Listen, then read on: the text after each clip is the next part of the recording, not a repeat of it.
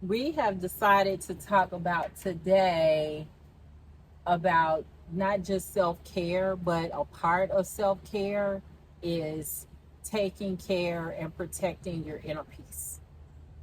So when I think about inner peace, I think about protecting your house. Think of your mind, your body, your spirit, your emotions. That's your house. It's your own personal house to protect, and not just protect, but to make sure that you're keeping within you what you need to keep within you and keeping out what needs to be kept out. I agree with that. I have had my house was burning down some years ago. I think that I had to look inside myself and see what choices was I making that was making my life have so much anxiety. And my job was on my nerves, and my relationship wasn't going the way I wanted to, but I could see that it was a reflection of me, and I had to look inside the mirror and myself and see that I was actually causing some of the problems that I was making for myself. So I had to go and talk to somebody to sort it out. So I went to therapy and did some work on myself. And my therapist was great, and I had the opportunity to sit with her, and she even used Bible verses to help me make decisions for myself. And she didn't steer me in those directions. She just gave me the tools. And she gave me tools to use when I felt like things were getting to be overwhelming. Because, like you said today, everything's fixable. Yes, everything is fixable. So we were talking earlier before we started actually filming, and just we have these conversations, don't we? That's right. Sister advice, I come over and I'm like, girl, guess what's happening? And we were like, we should be filming right now, but part of it is kind of like what Dawn mentioned about accountability and self accountability, meaning that a lot of times, a lot of the things that we do to ourselves.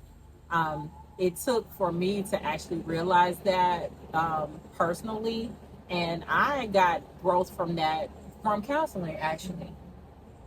And it was a nice Jewish lady that basically just stopped in mid sentence of me talking to ask me, everything that you're talking about, everything that's making you feel a certain way that maybe even brought you here to talk to me, are they controllables?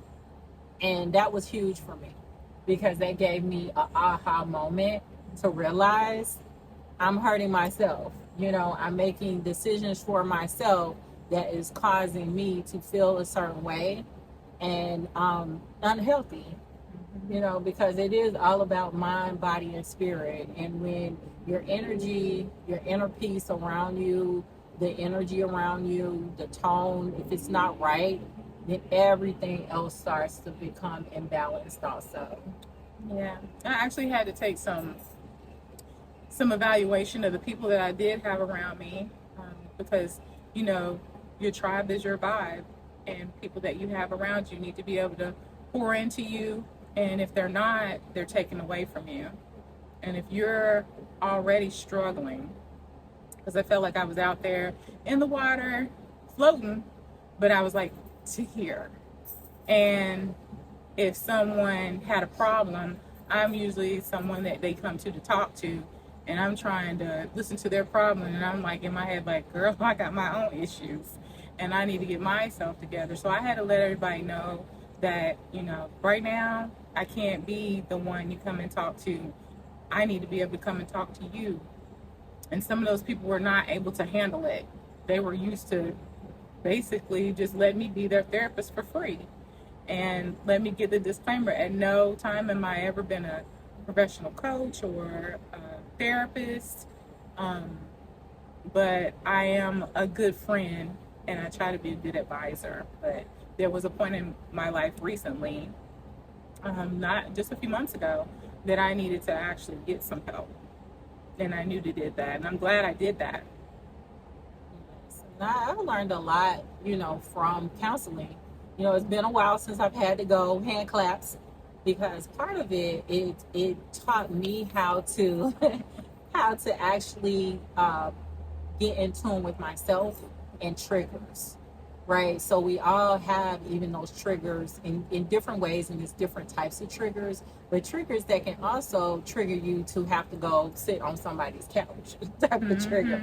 Meaning that, you know, if you feel certain decisions, certain situations, certain environments or people even are actually starting to make you feel a certain type of way or trigger certain type of feelings, that's when you start to make yourself accountable. And those are the things that are controllables, like how you talked about how, you know, you're the go-to person. That's fine, and that's actually a great thing because people value, you know, your opinion. And I'm sure a lot of you out there may be that go-to person, or you consider that strong friend. And I always say, check on your strong friends too, because we're only so strong, you know. And a lot of times it can be draining, and that's something that I also even got from, you know, counseling, to say people around you can also weaken you. They can weaken your inner peace. They can weaken you, you know, mind, body, and spirit. And it may be coming from a good place, but it's draining. And it's kind of like that old thing or redundant saying that people say, put on your mask first. You know, when you're on the plane, they tell you put on your mask first, and then you can help everyone else. And that's true. It's like if you can't function, you can't breathe, you can't be the person that they need you to be that supportive person and be that foundation and rock, then, you know, where is your value and where is your inner peace and care and self-care for yourself? So that's a huge thing, and this is something that I've had to learn over time. And it's hard sometimes to even say no, you know, or ignore certain things to avoid certain conversations with people that you love and care about. But you do have to take care of yourself too.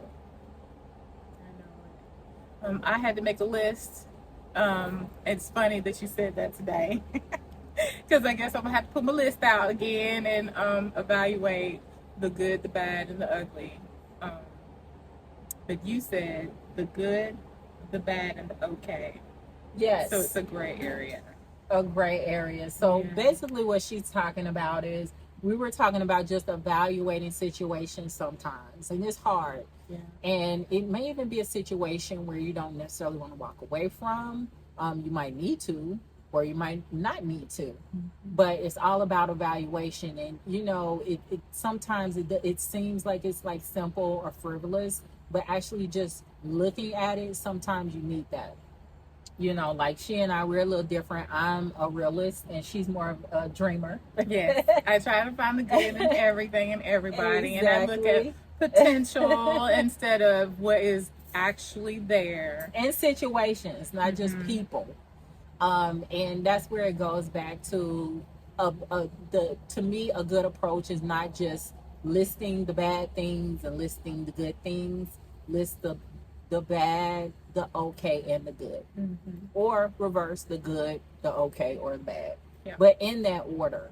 And the reason I say that is it's all about what's tolerable for you within yourself and what's healthy for you. So what as far as bad is to a point of intolerable, where it can really affect you personally. And mental then even abuse or right. You know, lack of self-esteem, eroding your self-esteem. Those are some things that you need to evaluate if you're having a relationship that is not reciprocal. Yeah. And even like in relationships, so even for example, in okay, maybe he doesn't have enough time, right? He doesn't have, and he may not have enough time because it's demanding. It could be he's working a job or has children even that he needs to spend that time with.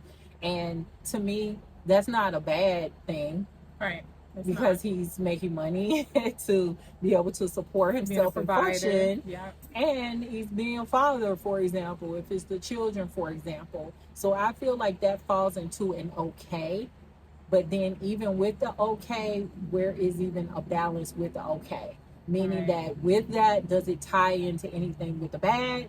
and where does it fall in with everything with the good. So the okay part of it is kind of having you weigh the good and the bad, if that makes sense, and kind of tying things together, because everything flows, whether it be relationships with somebody, with a loved one, a partner, or a family member, even friends, a even, child, even things like that.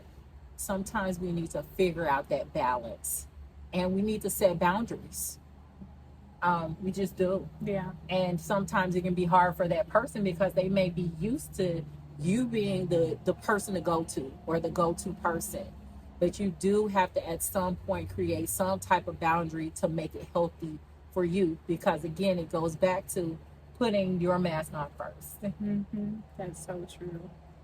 So it's just all about, inner peace, protecting your house, mind, body, and spirit. We're outside right now. Yeah. And it was her idea. It was Dawn's idea. And it's actually relaxing. Yeah. Like, just sometimes even just taking time out to just get outside, whether it be take a walk, sit down on the deck, drink a glass of wine. Mm-hmm. Or, and not even necessarily sit here and talk to someone. You can talk to yourself. You can talk to God. That's or, right. or whomever you worship, and just get in tune with yourself and take that moment to protect your house, and understand and know that you need to find your inner peace in order to be that support system for someone else. So again, we'd like to thank everyone for watching. Hey sis, and please don't forget to like and subscribe. Thank you. Bye.